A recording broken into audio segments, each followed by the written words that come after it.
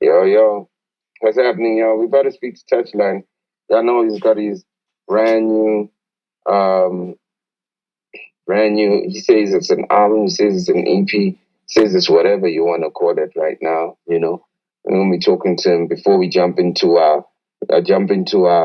sit down, you know, we got a backyard with him on YouTube that starts at 8 o'clock. So, you know, we just wanted to touch base before we go into the backyard, which starts at 8 o'clock on our website, slickonlife.co.za. I got you, Touch. You here? You can speak now. What's up, bro? Yeah, I'm good, bro. How are you doing? I'm good, man. Were you waiting for me? Am I late? Or super late. Super late. It's unlike you. You know what? I thought it was at 1:45. So like now when Tabloid sends me this message and he's like, "Yo, can someone join?" He sends a message in the group. I'm like, "Damn, isn't this at 1:45?" But shout out, man. I apologize for that. I apologize to everybody else that's tuned in, man. Am I muted? Apparently, you're saying that I'm muted. Nah, I can hear you. All right, cool. All right, cool. Yeah, man. So let's kick it off, man. Firstly, thanks for coming through last week just to hang out with myself, and just have a chat. I think that like what happens is that like people will be able to watch our complete chat on the backyard, and I really wanted to kind of get people who basically want to ask you things that like we might have missed, they haven't watched it yet, but they'll find out. People who want to ask you things, they can literally just like jump in and start speaking to you. You and I have had a chat, is the Massive video still dropping? Yeah, it's definitely coming through, I listened to a lot of things that you were saying, but I'm excited about it. It's coming through. I think Abantu can get excited about it too, that and a lot of other visuals, Yeah. I mean, what has been the response for the album, or the EP or whatever you call it? Because you say it's whatever people want to call it.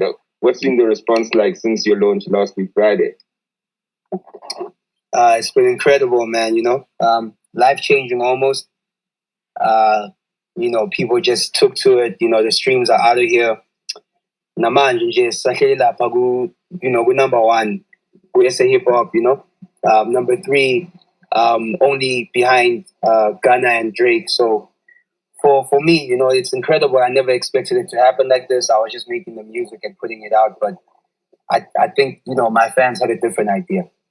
Yeah, I mean, I had a genuine talk with you because also on Friday, I just saw the song, and I don't know if it was for the first time. I genuinely felt happy for you, and to tears. I literally called you, and I just wanted to let you know straight off the bat that like, just by being yourself, you'll always win. You're a voice for a lot of people, and you bringing something that a lot of people are not bringing in the game from a perspective of truth. You don't really always need to follow trends because there's a world you come from that already has its own trends. But they don't have this voice. And you that voice. So I was emotionally proud of you. And I wanted to tweet and post. But I just said, but I've already spoken to you, so I think that should be enough. So genuinely, I'm proud. I'm proud of the journey. But you can talk about, how it started and how you wanted to release. People don't know me and you have been speaking since last year, and I was telling you, no, don't release a certain way. Just tell me what you wanted to do, and just some of the conversations we had from last year. Yeah, and I think it's important for people to know that, especially young artists. So with you, the music is one thing, but taking it to the people is a whole different business in itself. And I needed to learn the game. I realized, Guti, there was a lot of things I needed to learn. I was putting out good content, but there was still a lot of stuff that I needed to learn. I thought, Guti, certain things would have happened by now, but I think the main thing was just finding release strategies, getting my fan base to be where it was at, when I began. Because obviously, Mankatum Gene came in, is this by, different angles, different strategies, looking to sell the music in a certain way. And I think when we had our first meeting, it was happening when I was really frustrated, and it was before I dropped Always Have Me.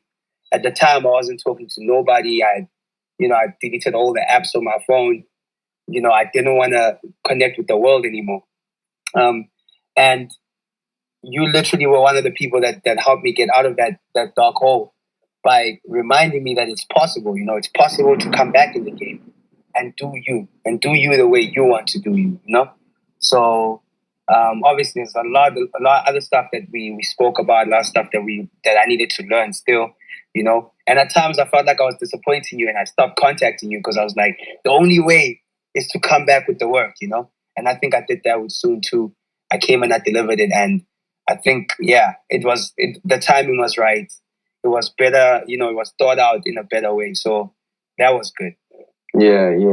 I hate the fact that you kind of feel like you're disappointing me. That'll never be the case. But I'm just glad that you listened, though. A lot of people don't listen, and not only listened, you took the chance on. I'm not saying I know everything, but you took a chance on some of the things that I was saying, and just us as a team, also working with Tabloid, you just took the chance, and you never even told me you were going to release.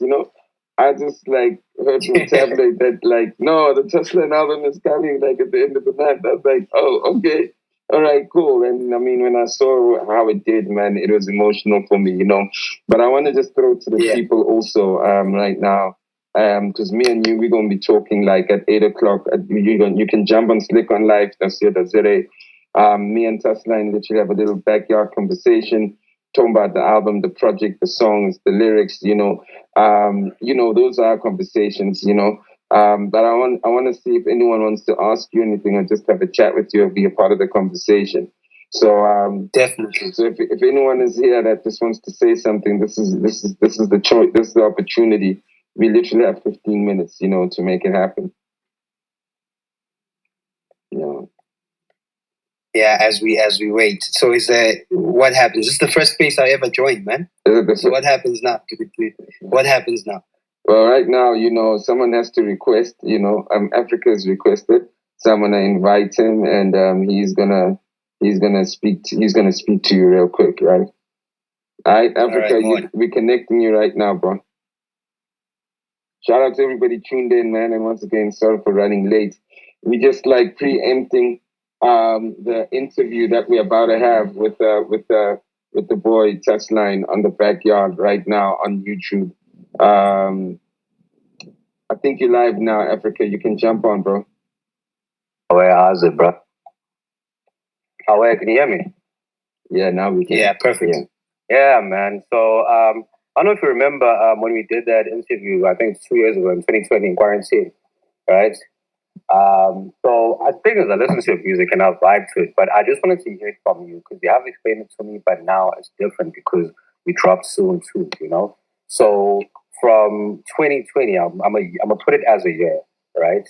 Just to date it, your experiences and everything. What would you say is different compared to the 2020 Touchline when there was a quarantine and everything else and experiences we went through, and the 2022 Touchline since the year has just started and we're getting a new project? What, that whole journey, what would you say is different, and the new music that we're getting now? What's different with that, the growth and everything? I just want to know that. Yeah, so I mean, my 2020 wasn't necessarily marked by the pandemic, Yeah. My 2020 was marked with my own fears and insecurities, being sad people too, yeah. How was the public going to receive it? I was scared because I didn't know what the next move should be, right? So if you can imagine, 2019 was a big year for me. That's when I started jumping onto the scene. Yeah. And people started knowing a little bit more about me. So 2020 was the first year after I felt like people were kind of noticing me, and I didn't know what the next move needed to be. This is the same time when, labels are hitting me up, but I'm sticking to my guns, and I'm saying this is not the right deal. This is also not the right time. I need there's so much stuff that I still want to learn by myself. And I didn't want to relinquish the control to someone else to dictate the pace of my career, you know? Right. And I think over there, I was still very fearful, you know.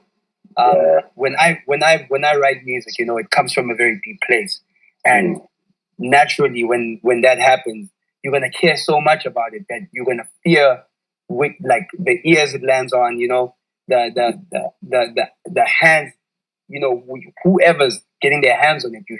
You're so scared about what they're gonna do with it or how they're gonna perceive it, you know. And this time, I think the whole of 2021, the first half of 2021, I was still, you know, coming from that place from 2020, you know. But the second half, I started realizing that, you know, and it's ironic. After I wrote "Always Have Me," I knew that it was only me that was going to change and dictate every single thing that has to do with my career, and that's what I brought into 2022. You know, the way we dropped soon, independently, no support, literally me and the Slikour Live team, my team and the Slikour Live team, literally put it out, and it was just testament of what happens when you start believing in whatever you are doing. I get it, bro. But thanks so much for answering the question, brother. Shout out, bro. Yeah, please. Shout out, bro. Thank you. Let's jump on to the next person. Thanks for your question, man.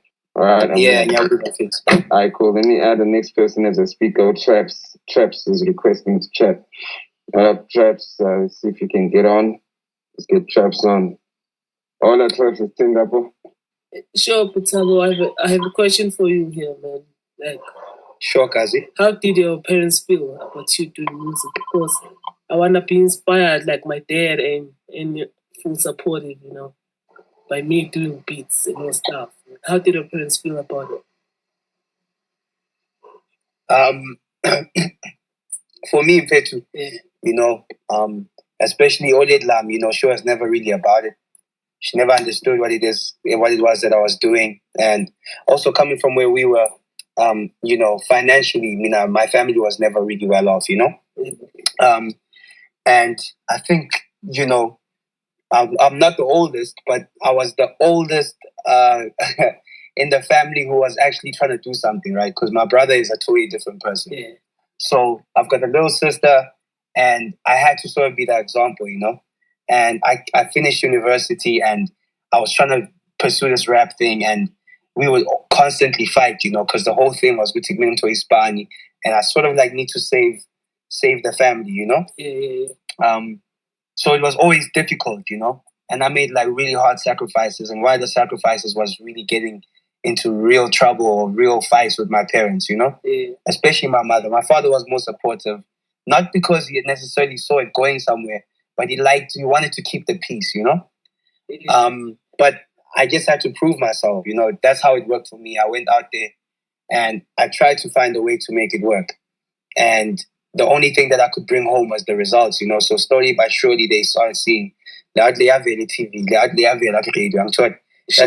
you know. So, and then family members would be like, people would pay, and it would be different, you know. Even though the money wasn't coming in, because that's the hardest thing to achieve when you're still coming up. You know, even if you get a little bit of attention, for the money to come in is something completely different, you know. So, I mean, the only thing that I could do was just keep on working up until my parents really started seeing that this is something that can become something for me, you know. Yeah. Now it's totally different, you know. I told my mom that I went #1. She was crying. We prayed, you know, and it was a moment for her too, you know. Amen. That's incredible. Shout out, Traps, man. Thanks for your question. We're going to move on to the next, thanks for your question, Traps. We just preempting, we're about to get into like our interview with Touchline at 8 o'clock at Slikour Live, the backyard interview. So we're just preempting, just setting you guys up. You know, you can jump on and listen to the interview as we went in with the homie. I'm gonna get on to Pride, you know, and see if you can ask something. Let's see, we do sneak and laundry and stuff. So Pride, we're gonna jump on you right now. It's talks to Touchline. It's Slikour talks to Touchline. We're gonna be having these before the backyards for every week we have an interview. So thanks for tuning in on our first one. Touchline's album is out. Go stream it also. It's called S.O.O.N 2. It's number 1 in the hip hop charts. I think it's number 3 across every genre. A first for him. We're celebrating that, and we're also just having a chat with him. Pride, we're trying to connect with you. Pride seems like his connection is super slow, right? Let me go to the next person quickly. Your go-to music guy. Pride is in?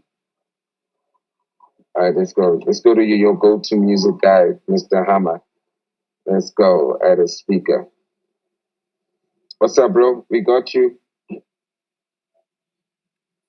Connecting with you right now. Thanks for tuning in, everybody. And it's just to catch up with Touchline, before we go live with this interview on slickonlive.co.za. Please unmute your mic, Hammer. We got you. Your mic is muted. Thank you. Thank you, big bro. From my side, it's not a question. I just wanted to congratulate Touchline. It is so beautiful to see and to witness, real hip hop winning again, and the support that Touchline is getting currently. So I just wanted to congratulate you. Keep up the good work, my brother. We are behind you all the way. Thank you. This guy is like one of the guys I always see on my timeline, all the time. And it's always beautiful, man. I see him every day, and he's always saying something positive about me, And there's many more of them over here. So I really appreciate the support, bro. And don't ever stop, man. I need it, Forever, Anton. Hey, Tada. Thank you, bro. Appreciate your support, man. Let's jump on to the next person. Offense, let's add you as a speaker. You can now speak. We're speaking to Touchline. His album S.O.O.N 2 is out. And it's available for streaming. It's currently number 1 on Apple Music. It's number 3 across the board. Number 1 in hip hop, number 3 across the board in every album in the world, in South Africa. And also, we're going to be speaking to him at 8 o'clock on the backyard. So right when this is over in the next 3 minutes, we're basically going to jump into the backyard interview on slickonlive.co.za. Offense, it seems like you got a connection problem. We're going to jump on to the next person. Let's go back to Mungezi. Let's see, Mungezi, if you can speak here. At a speaker, Mungezi Masambuka. We're speaking to Touchline, right? In the next 2 minutes, we're going to jump onto a backyard interview with him. That is a question. We got 2 minutes. Thanks. Let's go, Mungezi. Thanks for the opportunity, man. How's it? Hey, Touch, how's it, man? What I feel. Shoka. Mungezi, 16:30. Yeah, what's good, bro? Nothing much, man. I'll keep it short due to time. So, man, I listened to the project, man. I'm a proud fan. And I'm speaking from an objective point of view. It's a very, very complete body of work.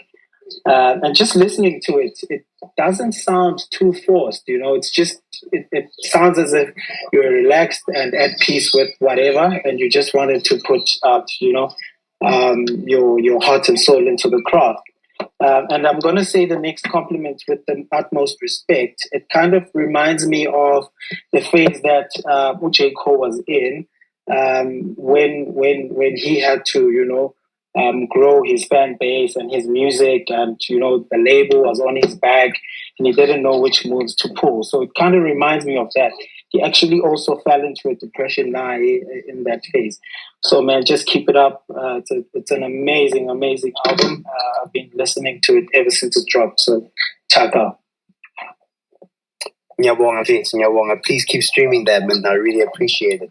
See you. Hey, Touchline. Slick, put me on.